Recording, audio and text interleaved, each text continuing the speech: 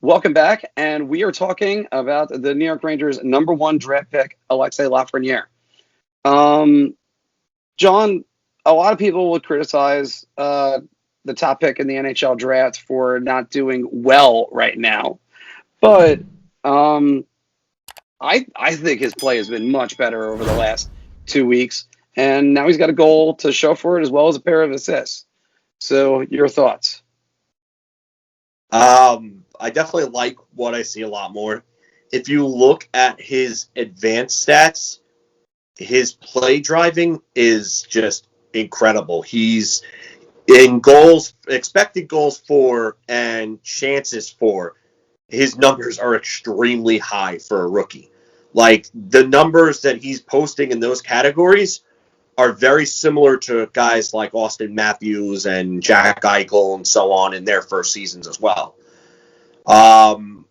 The chances against are actually, and the expected goals against and so on, they're not even that bad.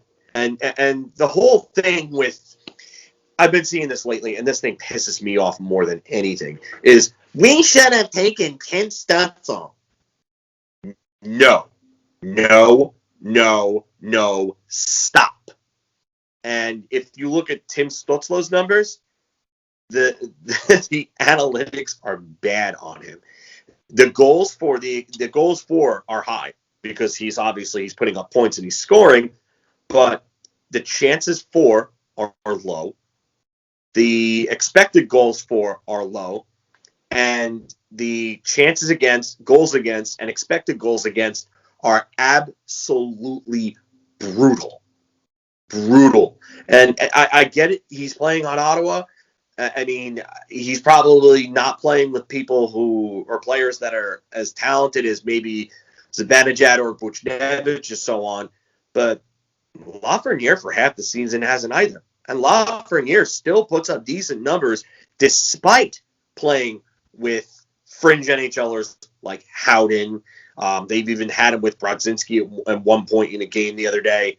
I mean, some of the players that he's played with have just been trashed, to put it nicely.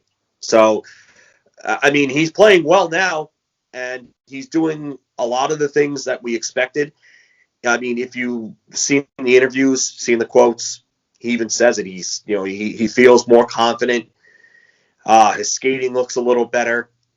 He's still a little timid at times. There are times where I would think that he would throw the body a little more, and he just seems a little hesitant to do that. I'd like to see that a little more out of him, considering that in juniors and in the World Juniors, he was throwing the body around like crazy. He looked like a cannonball out there. So, but, I mean, overall, the points have been coming. He's a point per game with fans in the stands. So, if we're going to look at glass half full, that's a good thing to look at. And it seems like he's on his way, which is a good thing. It's a start.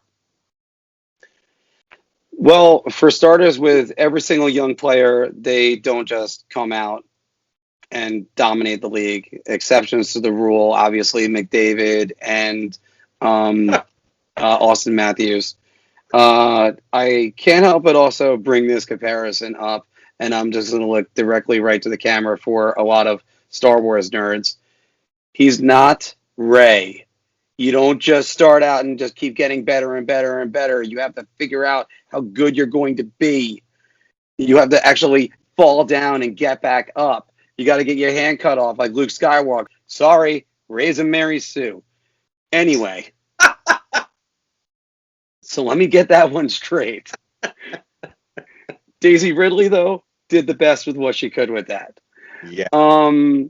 So it's just, putting it lightly, you're supposed to stumble as a young player. We just talked about this with Keandre Miller. And you're going to stumble. You're going to have to figure out your way. You're going to have to carve your niche. You're going to have to get better. It's all going to happen.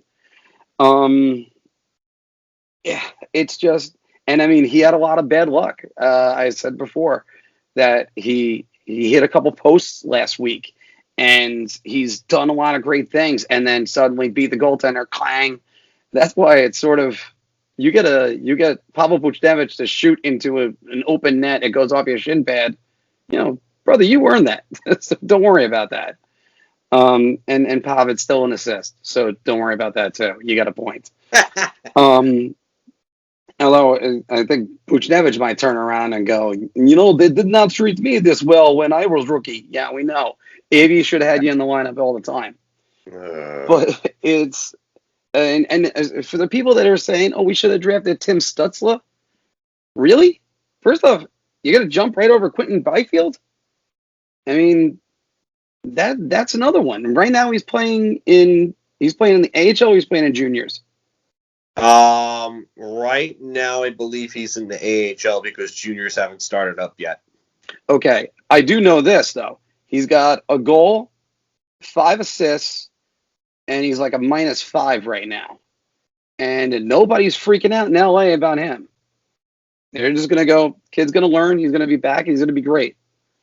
And look, you get a top 3 pick. Not everybody is. Well, you know what? Let me go with a different metaphor. Because after 2 games, there were people that were saying Ryan Leaf might be better than Peyton Manning. Yeah, look at how that one worked out. Yeah.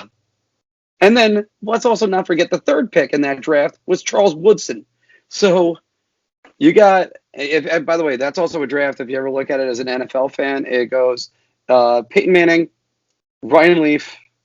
Actually, I think it might have been Andre Wadsworth, and then Charles Woodson, and I forget who the 5th pick is, because the 3 picks that that weren't Woodson and Manning were out of the league within 4 years.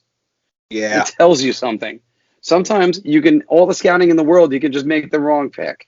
So, if you like what you saw, click the like button, subscribe, and help us out a little bit. Check out the Instagram page, check out our Facebook page as well, and let us know what you think of the recordings.